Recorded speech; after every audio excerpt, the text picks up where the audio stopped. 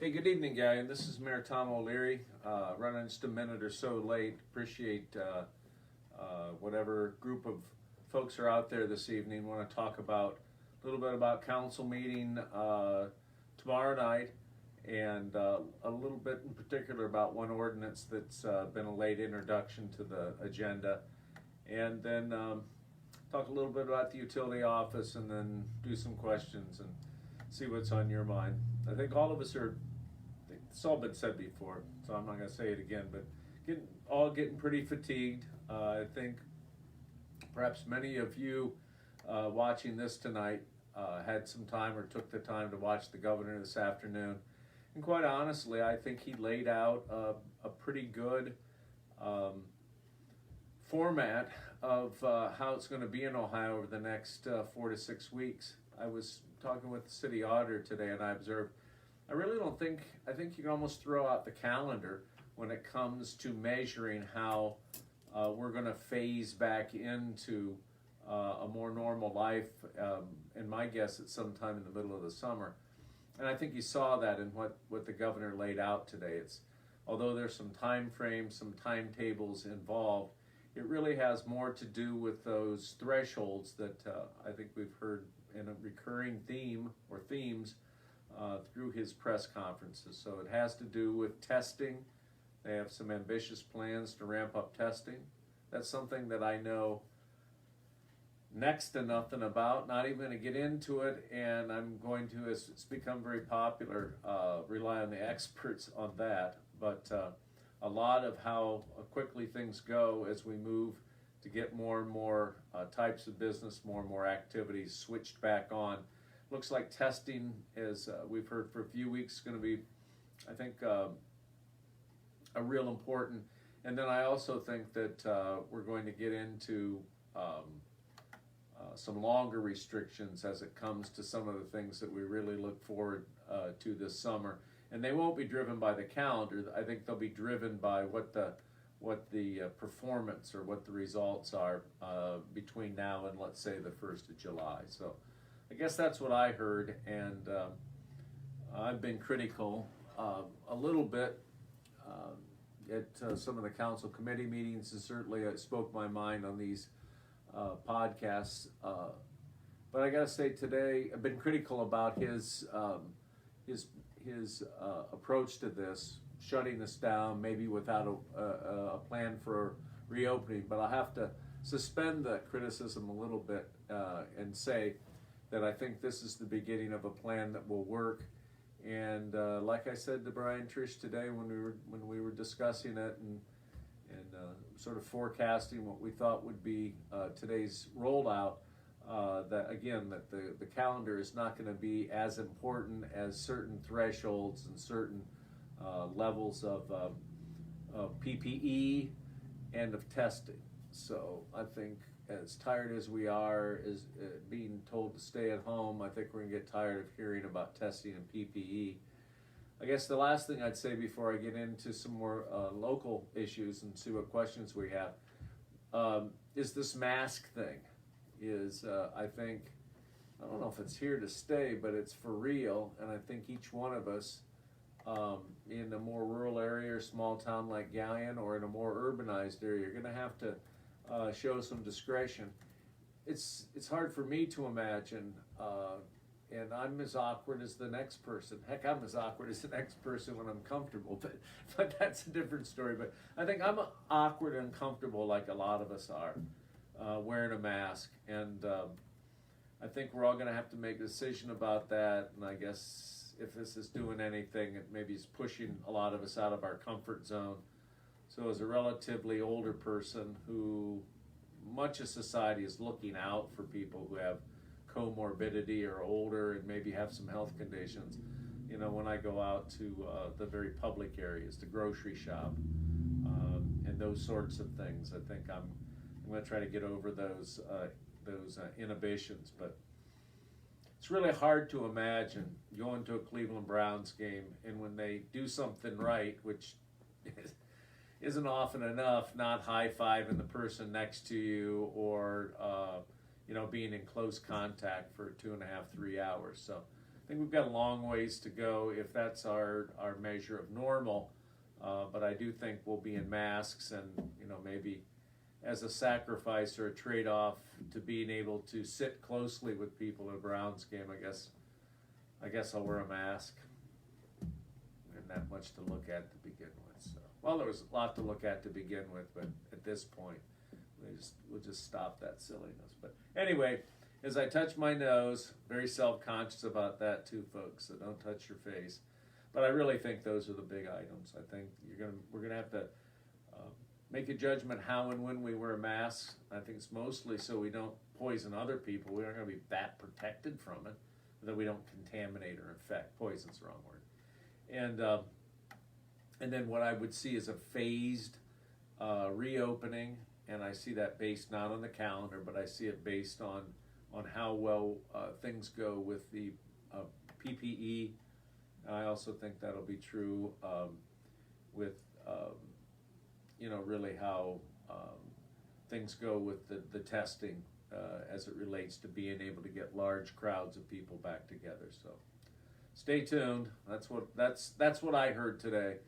And although that went on for a few minutes too long, perhaps, Matt, I tell you, it wasn't as long as the press conference itself. So I think I don't mean to be a cornball. We're blessed that the governor is dedicating that much time and keeping us cool and being level-headed. So I think we have every reason to follow his lead and do what we can. And I think that's what we're going to continue to do at the City of Galion. So that's what I've got on the Corona issue. I want to talk a little bit about what I think is a combination of something that it's not all that much relief to folks, particularly on the residential side, but I think it's something more than what my mom used to call a nice gesture, which was the right thing to do, but it didn't have a whole lot of oomph behind it. And that proposal is going to be in front of council tomorrow night. I expect to have strong support, if not unanimous support, and that is to waive the stormwater fee for the next 90 days. I think the ordinance will be written in such a fashion that it'll leave it open-ended, but the intent of it is to have May, June, and July. We'll waive the stormwater fee, and then kind of we'll see where we're at in July. See if things are returning to normal. Answer a couple questions before they're asked, or as they're being thought of and soon to be asked. Why stormwater? About 3 reasons. First one is there's a lot of us around City Hall that really would like to have seen the stormwater fee lowered a couple years ago. It's been 5 years ago now when I think about it, when we lowered water and sewer rates. So newcomers to city government may be asking, like, what's that guy talking about? Lowered water and sewer rates. But indeed we did, and they were lowered by about 1/3. As we got to the stormwater, for reasons not worth getting into tonight, we just lost momentum, and the effort to lower stormwater rates modestly really was shelved. So that's the first reason. Second reason is, as the budget's put together now, we were anticipating building 2 rather large projects on the southeast side of town between Harding Way and Dawson Avenue as you move east through the numbered streets. I think I say that every 2 weeks, the numbered streets.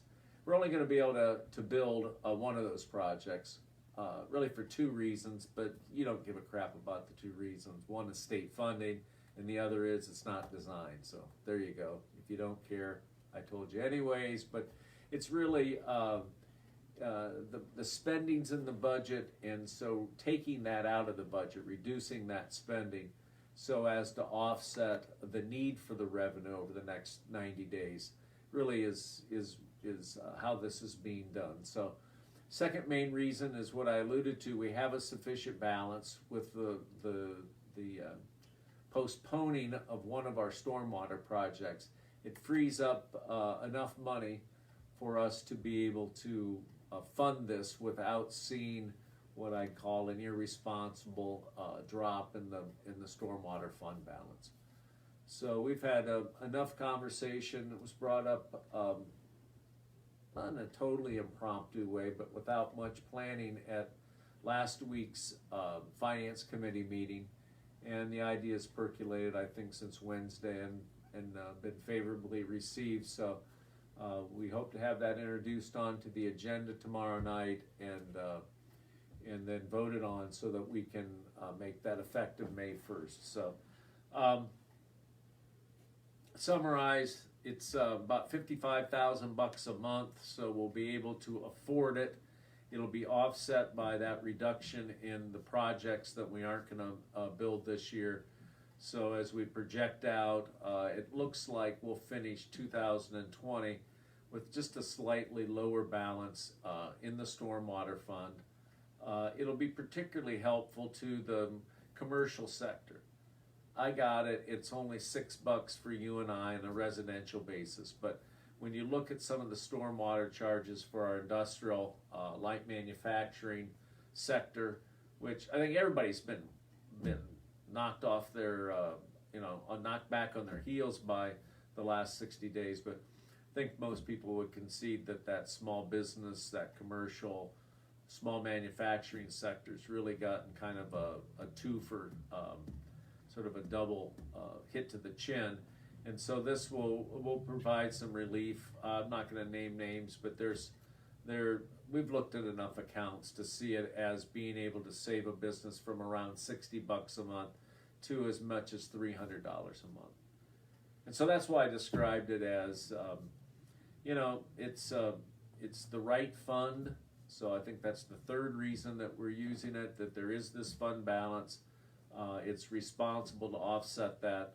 But I would be the first, maybe I'd be the second one to say that isn't a whole lot to a lot of people, but it's something that we can do that I think will certainly help businesses that are struggling right now, that have too much parking lot. Some critic might say, but have a lot of roof and parking area. That'll help those folks disproportionately, and I think it's something that we can do and we ought to do, probably get passed unanimously, or maybe 6-1.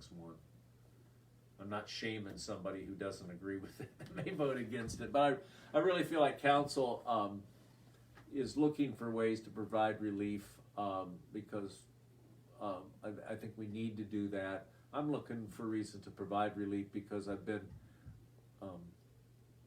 not surprised, but I think we've got to do more to offset this uneven aid that's coming from Washington and coming from Columbus. So we're going to do that tomorrow night. I think it's a real positive thing. It'll be real easy to reinstitute it when things get better. And last thing I'd say about that, and maybe see if we have some questions, is that that could go 4 months. If this doesn't turn out to be as quick a recovery as some folks see, and council gets here to August, looking pretty, looking kind of peaked as far as a recovery, we could always extend that. You begin to eat away at future projects, and you don't want to irresponsibly reduce your nest egg, but again, we want to make sure that we provide the kind of relief where we can, and so I'll just stop there. Matt, you got some questions? I bet you do. Yeah, we do. I'm droning on a little bit. I apologize. I don't know if I'm tired or it's just a boring subject matter. I guess I really wish we were giving away more. We were able to reduce utility rates more, but we've looked at that doggone every day, early in the morning, trying to make the kind of reductions in rates that will make a difference in people's bills. I'll get to the question. I'm not real big on, I'll answer questions about cuts, but without acting like a know-it-all. I've seen over a couple of times in the mid-'80s and then in the mid-2000s, in that 08-09 period, I've seen governments try to cut their way out of their mess, and it just generally has not been as productive as making sure you're doing the right things with your fund balances and with your revenues. So there's a group of people that work for the city that's, might be saying, it's a great idea to cut rates, but, what about my job, and is that going to it's going to result in layoffs? I don't think so. And if it was, I'd tell both the employees involved and the ratepayers that this is the trade-off. You get lower rates, but we may have to reduce some staffing. I don't see that, so that's why I describe it as responsible. And like I said a second ago, I wish it was more, but I think for people with a large stormwater charge, the relief would come, I guess, maybe not just in time, but before it's too late. So, all right, questions. Okay, thanks, Mayor. Yeah. First questions, a couple of questions tonight regard reopening of businesses and facilities. Chad asked, will baseball fields and basketball courts owned by the city be open? People play on? As soon as we get direction. One of the things I would ask Chad to take a look at. The short answer is later than sooner, and I'm not happy about it. But if you look at the material, real easy to get your hands on, that the state government put out. There's a list of stuff that's still not open. Kind of a long list. And unfortunately in their rec centers, youth leagues, recreational leagues, tournaments, there's about 4 or 5 things that at this point say Little League, girls softball, travel baseball, Graders College baseball. They kind of doesn't say that, but you begin to wonder in terms of large gatherings and no definite relief in terms of a calendar. It does sort of back us into a corner, if you will. I think what Chad's probably talking about youth sports. You've got some time in the summer. This National Little League thing, it's one of those things that for jocks and people who like sports, it breaks your heart. But they're probably waving off the Little League tournament, Williamsburg. I haven't read that, but I've heard that around my house. So that's a good source, actually. But anyways, those things will allow baseball in the community level to start a little bit later than they like to. Heck, they'd be starting games here in a couple of weeks in ordinary circumstances. So you may see something slide a little bit into June, July. But then once again, the footballers in this town, they start throwing that oblong thing around pretty early, and so you'll begin to see that youth football starting up. So I think those are things that maybe I should worry about other stuff, Chad, but I worry about that a lot. And I think that with reference to organized sports, baseball, softball, football in the fall, soccer in the fall, that my hope is that we'll see something start around July 1st and then everything will get crowded into the fall. Swimming pools, I just keep shaking my head and wondering how one can keep social distancing in a swimming pool. I don't know. I hope we can get them open, and I do think that the chlorinated water will help. But, part of the reason you go swimming in the city pool is to splash around with your friends and all that kind of fun stuff. And so that concerns me, and I think if that happens, it'll almost certainly be with reduced maximums. So you get a hot day and you've got, a long line. I think that may be commonplace, even if we get maybe 6 weeks of summer swimming time. So, long answer. I'll stop by saying if we get you can open up by July 1st. We'll get that pool open. We got some improvements to be made. I think we're going to go ahead and get those done because they'll be ready to go next year when that opens up. But I think July 1st till kind of the beginning of school. We'll work with the YMCA to change that calendar and try to get that accomplished. But we got a long ways to go from May 1st opening up manufacturing, distributing, those sorts of things, which is good news, to being able to get these recreational facilities open. Do we have another question? Yeah, a couple All more. right, I'm going to over answer like I always do. Sanitary, listen to me. Sanitizer and wipes at the parks. Okay, we, like probably every other community, have our order in, and it is our goal to get those in place so that there's hand sanitizer and there's wipe ups, so that when you go to the new Graders Park, or you're out at East Park South, or at the park across the street at High Sea Park, that there'll be material there that you can clean your hands, and that if you feel uncomfortable coming to play after someone that you aren't sure whether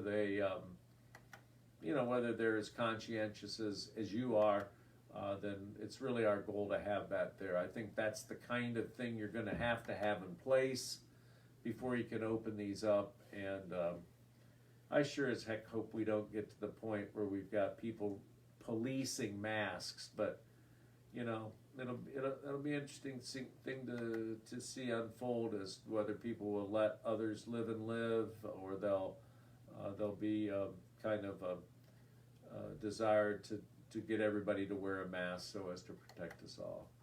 So, all right, over answer. We're working hard on getting the parks open, and it'd really bum us out if we couldn't, after all the investments that we've made in using freeze funds in the community, that we'd have to sit there and look at them, or drive by them and say, Daddy, wouldn't that be nice? When can we play again? But it ain't looking good, Chad. Next. That's also why we're canceling the freeze projects. Everything but the pool and mulch at High Sea Park and East Park. The thinking is the other projects that we're going to do, what if we invest money in them? New zip line at East Park. I can, how quickly you forget the stuff you're not going to do. We'll put it on the drawing board. But, if we put those investments in, I know, shelter houses. Heck, we can't even promise that we could have something open for a wedding reception in August or September. So we don't like that situation either. But in any case, one of the main reasons that's on council's agenda tomorrow night is to reduce, if I'm not mistaken, that's on there, to reduce the projects. And we're only going to ask for right around $80,000. And we're going to keep nearly $400,000 that we're entitled to in the foundation fund for future projects, and to keep that endowment up so it produces good income for the city. All right, what else you got? Okay, a couple more questions about reopenings and kind of the status of local events. Sam asked, do you see the Memorial Day parade happening this year? No, but thanks for reminding me, Sam, that we need to get our flags up, because Memorial Day is going to happen whether we can have a parade or not. We haven't heard from the guys at the Legion. I'm not sure who's in charge this year. Mr. Brocklesby has done that the last couple of years. Well, thanks for asking us, because we'll reach out and see what they have planned.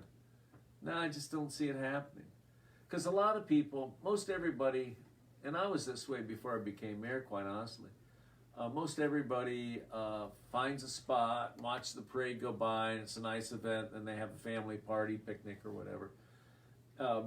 One of the best parts of that annual event happens out at the cemetery. And so I just can't see how that would happen. That's where people are recognized, and people who have died in the line of duty are recognized by theater and by war and such. And that's one of the coolest parts of the whole Memorial Day celebration, if you want to call it that. It's really not commemoration is probably a better word. And I don't see how we can pull that off, but. We will get flags up, and we need to get a hold of Historical Society and see what their plans are to get those really awesome veterans banners up. But we can't not have flags, and we can't not recognize those veterans, even if maybe those kind of public events and festivals are specifically on that list that the state put out today. Is there a good question here I can say, yeah, I'm a superhero. I'm going to save you $6 a month? I mean, what do people expect? How about this one? Stella asked if the city's doing a spring cleanup this year. You know, I hate that, but I get pressure on both sides. It is a huge undertaking that everyone appreciates, and those of us who, I mean, literally volunteer our time to come up and make sure it happens. We love. It's kind of like we love to hate it, you know. So, but anyway, I'm not sure. In fact, I think probably not because of the same concerns we have. I don't want to expose people that I work with every day. I don't expose myself to what may come out of people's garages and stuff, and it's quite an annual experience. So the short answer is, without upsetting Stella, is I don't think we're going to do it this year, but make the case of how important it is, and because we're literally, I think it was Friday, wasn't it, Matt? We were talking about it. Yeah, we've been deciding them.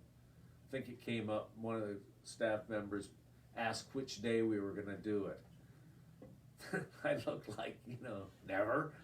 But we are looking at it. But honestly, we're leaning away from doing it because I don't want to get people sick, and just the nature. If you've utilized it, there's no way you can do social distancing while you're lifting somebody's couch out of their trailer. So I think my concern is the exposure to the people who are volunteering their time. That's my main concern. So if there's a different, better way to do it, then go for it. We're really working on trying to get that public recycling trailers back. I wish a bunch of somebodies would complain about how that was taken away. It was taken away real abruptly. Now, if you live near East Park in the parking lot, you're probably hip hip hooray, because the way people just dump crap, right kind of in your backyard. I don't get a kick out of that, but most of the people who use that trailer out by the splash park used it and were sincere about it. Bam, they just pulled that. So while I understand the questions about the cleanup, we have this weekly thing where people are recycling and really have no place to take it. But that's a whole nother thing for me to rant and rave about. Unless people really raise a ruckus about the cleanup day, we may take a COVID break.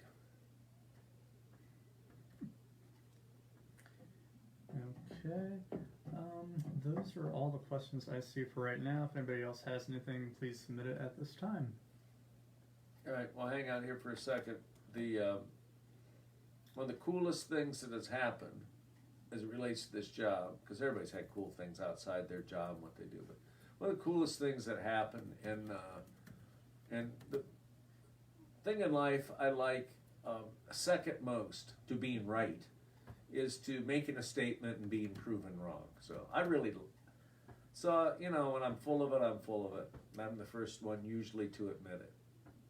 And I was really full of it, and I'm really happy about this. I thought that in this month, with so much uncertainty, that we'd have a devil of a time collecting utility bills. So, I'm not going to give you the old Pollyanna. I'm not going to give you a recipe for cookies or tell you how swell you're doing, how you're saving lives, which is true. But I am going to say I'm just really pleasantly surprised. And as we kind of finish up the month over the next couple of days, April's a good month in the city of Galion to collect utilities, because we don't shut anyone off from November until we get in the spring in March. So April is generally the month of reckoning. So when you look back over the last 5-6 years, you'll see that we generally collect more in April than we bill. Okay, so this month is similar, and even given that, I thought, well, if we collect a certain percentage of what we build, I'll feel really good about it, because people are getting the point that not paying the city utility is like not paying yourself, because we really, and this cliche, we're in it together. We're really in it together when it comes to our water, sewer, and electric funds. But anyway, I thought we would see, kind of a small revenue month or a short revenue month. And so I'm glad to say thank you very much. It looks like with a couple days left that we're right at collections, about right at what we billed. So that means we probably have, pretty typical delinquency or non-payment rate. So I want to thank everybody who saw that as a top priority. We're gonna hold true on our commitment not to shut anyone off, any water, sewer off. Water, we're required under these stay-at-home or these public health orders. But we don't like shutting people off, and so we're gonna work with businesses that have gotten behind.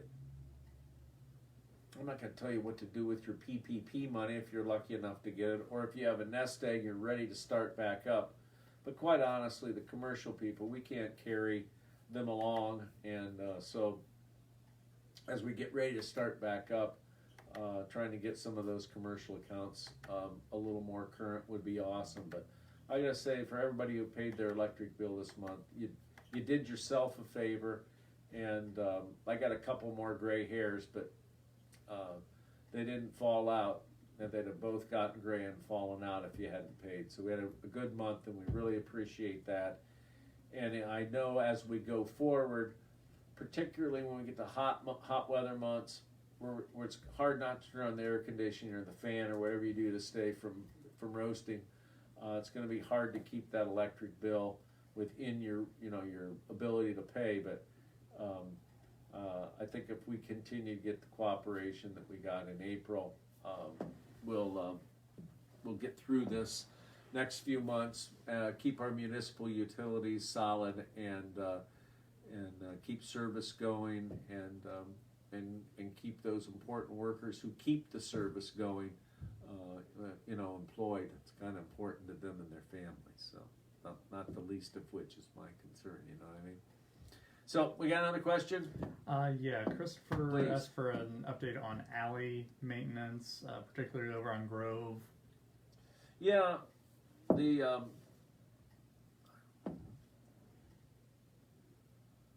about all we're going to spend money on. That's a great topic. We've worked real hard the last week or two to make sure we have enough money to be able to carry our share of the resurfacing of Harding Way.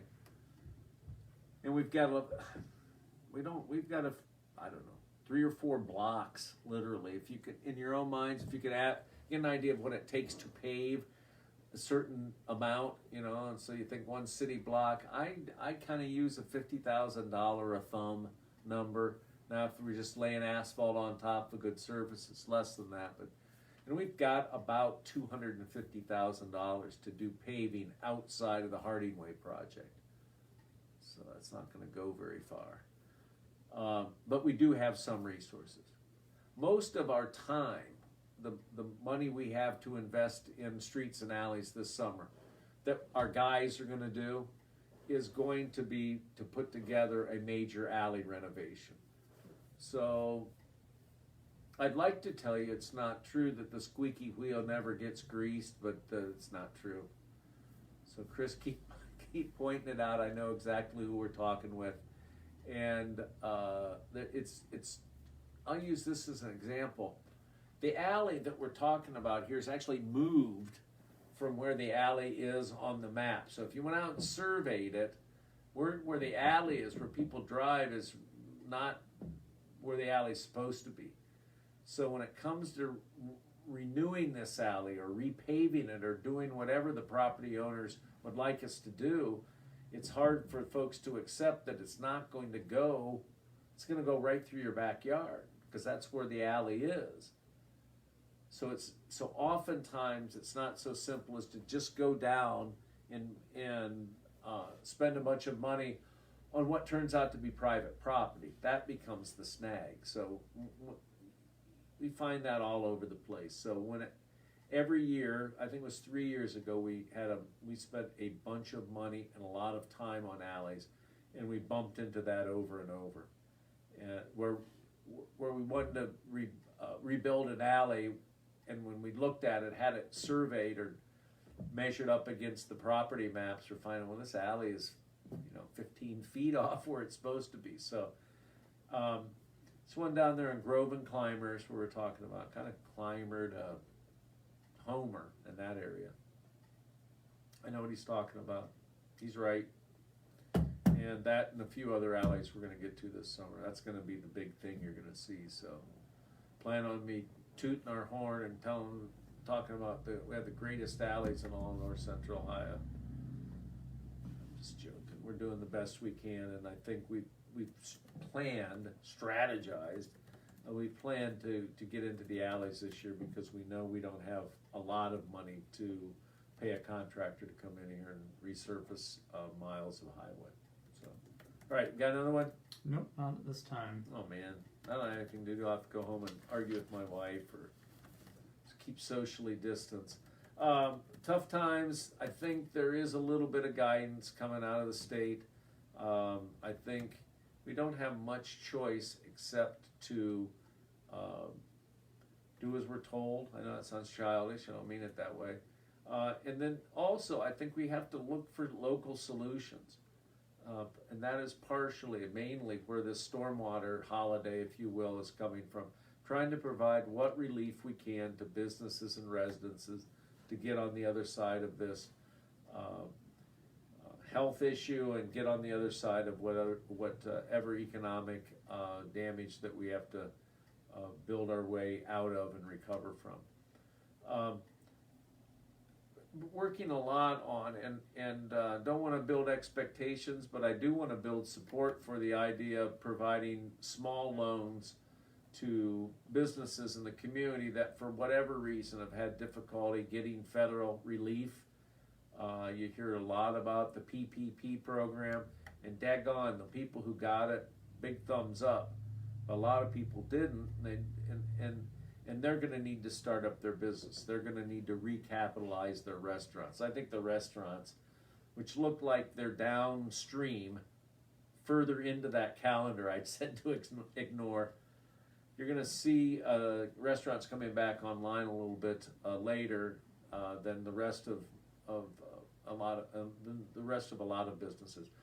And I think it's going to be necessary to help those businesses get up and running, whether it's to pay back utility bills, whether it's to help buy inventory. And so whether it's restaurants or other small commercial businesses, I feel strongly that the way Galion recovers coming out of this on Main Street, not just on Harding Way on Main Street, but in the small businesses that you'll find all throughout Galion, you're going to find that if we can provide a little money on very favorable terms, give the business a year or so to pay it back, we'll find that a year from now we're going to get that money back, because I think businesses will want to make good on loans to themselves or to their city, and that we're going to see our uptown area, our commercial area, recover faster than other communities that don't provide that direct support to their businesses. So I'm going to make a pitch for that idea tomorrow night. I've got a specific fund I've identified that is a non-taxpayer fund, and so if you like these kind of things and want to hear more, tune in tomorrow night. I believe the council is on, we're live streaming that tomorrow Correct. night? Yeah, we should have started that over a year ago, but I won't do I told you so to close on. I'll say I hope we continue it once we get back to a more regular format. Heck, we had 700 to 800 people watch a committee meeting the other night. When the heck does that happen? So I'm an enthusiastic supporter of using this vehicle to get news about Galion, news specifically about Galion City government out there among the citizens. And so see you tomorrow night. I'm going to pitch for a small business loan program, and everybody cheer from around their house when we get this stormwater reduction passed. So thanks. Good night. See you tomorrow night.